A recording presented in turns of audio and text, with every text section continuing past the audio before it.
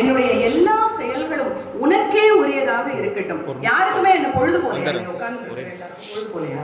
ஏன் அவர் தெரியாம சும்மா வேணா டைம் எனக்கு நிறைய இருக்குன்னு சொல்லிட்டு மைக்க பிடிச்சி பேசுறாரா? இல்ல நான் தான் ஒண்ணுமே இல்லை, நான் வீட்டுல சும்மா தான் உட்காந்துட்டு இருக்கேன். இல்ல நீங்க தான் இங்க உட்காந்து கேட்கறதுக்கு நான் இதுக்கு வீட்டுல சிறகடிக்க ஆசையை விட்டுட்டு இங்க உட்காந்துட்டு இருக்கோம் எல்லாரும். சோ அப்ப இப்படி உட்காந்துட்டு இருக்கோம்னா எதுக்கு அந்த முருகனின் அந்த கடவுளின் புகழை கேட்கணும் அப்படின்னு சொல்லிட்டு, இப்ப இந்த கடவுளின் புகழை கேட்டு இந்த கடவுளினாலே இந்த கடவுளின்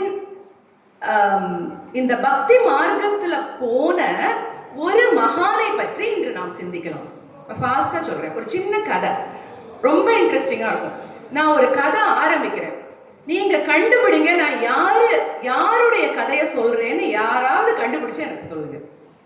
இப்ப ஒரு கதை, இந்த கதை எதுக்காக அப்படின்னா, முருகனுடைய அருள் பெற்று முருகனுடைய ஒரு அடிமையை தன்னுடைய குருவாக ஏற்று ஒரு சாதாரண ஒரு குழந்தை பெரிய மகானாக ஆனது. அப்ப நம்மளால ஆக முடியாது, ஆகலாம் இல்லையா? அப்ப இந்த கதையை கேட்டாதானே நமக்கு ஒரு டெம்போ வரும், நமக்கு ஒரு ஸ்பிரிட் வரும் அந்த இடத்துல. ஸோ இந்த கதையை நம்ம எப்படி எதுக்காக கேட்கணும் அப்படிங்கிறது ரொம்ப முக்கியம்.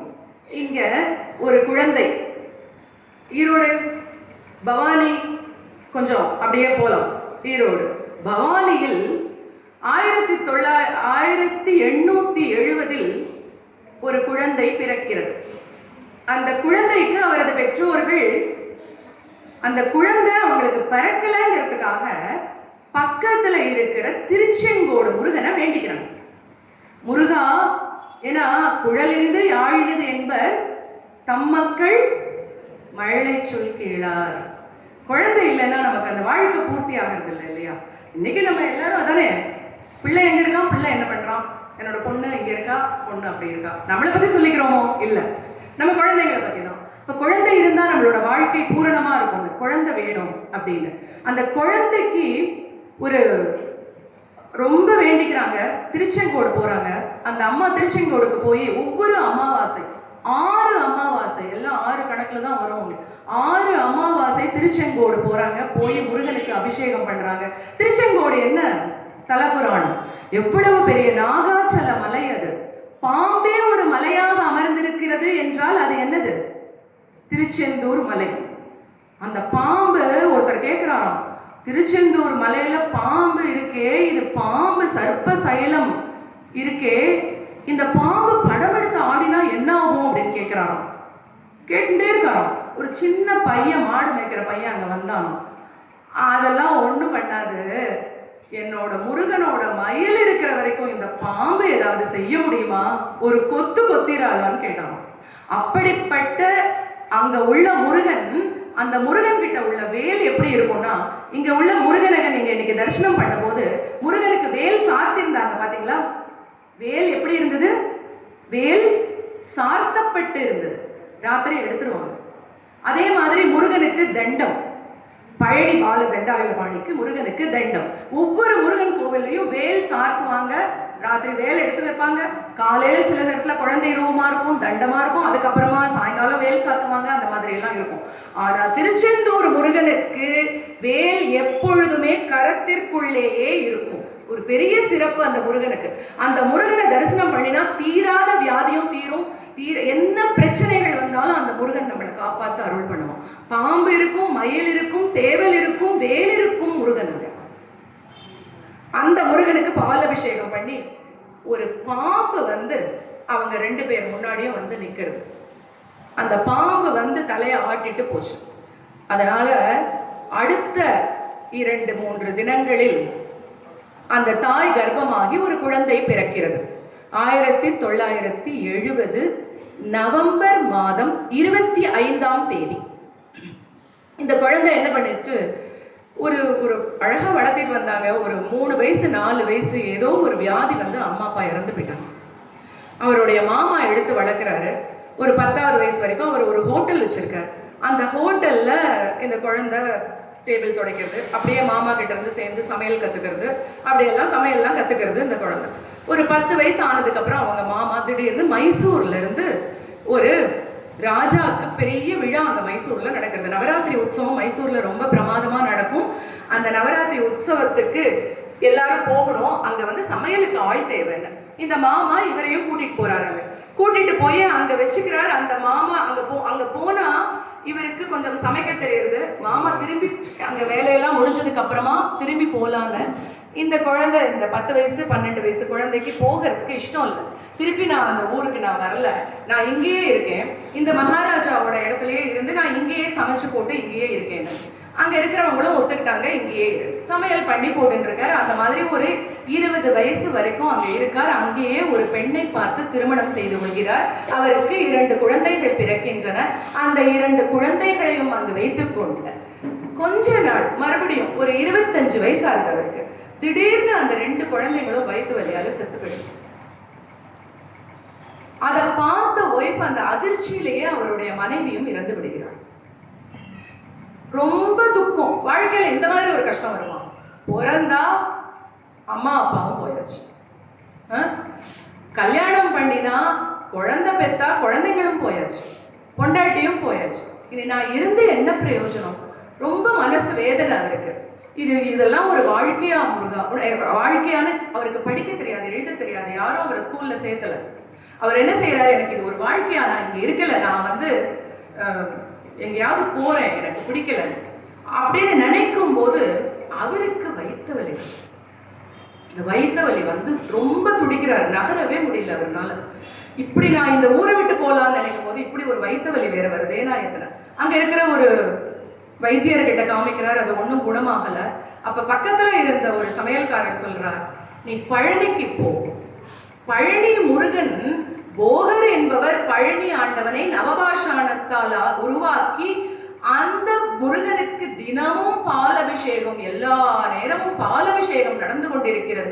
அந்த பாலபிஷேகத்தின் பாலை குடித்தால் உன்னுடைய வியாதி ஒருவேளை தீரலாம், ஒருவேளை தீரலாம் இல்ல தீரும்னு சொல்லிட்டார். அவர் என்ன சொல்றாரு, அங்கிருந்து உடனே இவர் பார்த்தார், சரி இதுக்கு ஏதாவது ஒரு வழி பண்ணியே ஆகணும். நேரம் பழனி கிளம்பி வராரு. பழனிக்கு வராரு.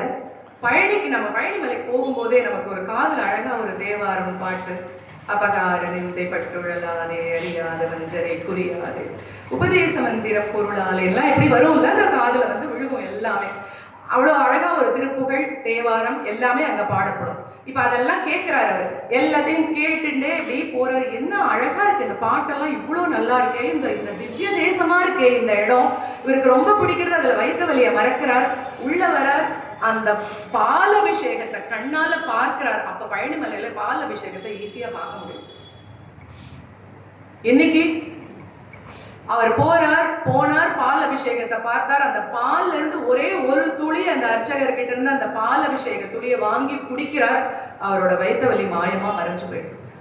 இப்ப இந்த வயிற்று வலி மாயமா மறைஞ்ச இவருக்கு தெரிஞ்சு போயிடுது, இது கடவுள், இவர்தான் கடவுள். கடவுள் என்னுள், கடவுள் உள்ளே கடந்து நம் உள்ளுக்குள்ளே இருப்பவர் யார்? கடவுள். அவர் நமக்குள்ளேயே இருந்து நம்மளையே காப்பாற்றி கொண்டிருக்கிறார். அவரை வந்து அவர்கிட்ட சொல்றார், என்ன கடவுள்? இவர் தான் கடவுள். அவர் பார்க்கிற ஒரு நிமிஷம், நான் இனிமே இங்கேயே இருக்கேன், இந்த முருகனுக்கே தொண்டு செய்யறேன், நான் இங்கிருந்து எங்கேயும் போகல, நான் இங்கேயே இருந்து இந்த முருகனுக்கு தொண்டு செஞ்சு இவருக்கே நான் எல்லா விதமான சகல காரியங்களும் பண்றேன் அப்படின்னு சொல்லிட்டு எல்லாம் தண்ணி முதல் கொண்டு அபிஷேகத்துக்கு எடுத்து கொடுக்கறது, முருகனுக்கு மடப்பள்ளியில இருந்து சாப்பாடு எடுத்துக்கொண்டு வந்து முருகனுக்கு நைவேத்தியத்துக்கு வைக்கிறது, சந்தன குழம்பு அரைச்சு தர்றது, முருகனுக்கு பன்னீர் கலந்து வைக்கிறது, பாலை பிரிச்சு பாலை இது பண்ணி எல்லாம் ஒரே பாத்திரத்துல ஊற்றி வைக்கிறது, பஞ்சாமிரதம் செய்யறதுன்னு எல்லா சேவைகளும் செய்யறாரு முருகனுக்காக. இந்த நான் சொன்னேனே இப்ப ஆதிசங்கரர் கரத்தால முருகனுக்கு செய்யணும் இல்லையா, அந்த அப்படி அவர் செய்யறார். அந்த பக்தி மார்க்கம் அதுதான். அந்த பக்தியில் அவர் எல்லாம் செஞ்சுட்டே இருக்காரு. இப்படி 4 வருஷம் அங்க இருக்காரு. அப்போ ஒரு பெண் அங்கே வருகிறாள். அவள் ஒரு நடனம் ஆடுபவள், பாட்டும் பாடுபவள். முருகனுக்கு நடனம் ஆடி காண்பிக்கிறாள். எல்லாமே இதை சொல்லுவோம் இல்லையா, சங்கீத மமதாரையா, நிருத்திய மமதாரையா அப்படின்லாம் ஒவ்வொரு சுவாமிக்கு ஒவ்வொரு உபச்சாரம். ரிக்வேத மமதாரையா, சாமவேத மமதாரையான்னு சுவாமிக்கு உபச்சாரம் நடக்கும். அப்படி ஒரு உபச்சாரம் நடக்கும் போது இந்த பொண்ணு அங்க நிருத்திய மமதாரையானா முருகனுக்கு நாட்டியத்தை பரிசா கொடுக்கும். அதாவது நாட்டியத்து மூலமா முருகனை வணங்குறான், துதிக்கிறான். அதே மாதிரி பாட்டு, இந்த பாட்டு ஒண்ணு பாடுறான், ஒரு திருப்புகழ்னு பாடுறான். அது இவர் காதுல ரொம்ப அப்படி நாதமா ஒலிக்கிறதையும் இவ்வளோ அழகா இருக்கே, இது என்னது அப்படின்னு கேட்கிறார்.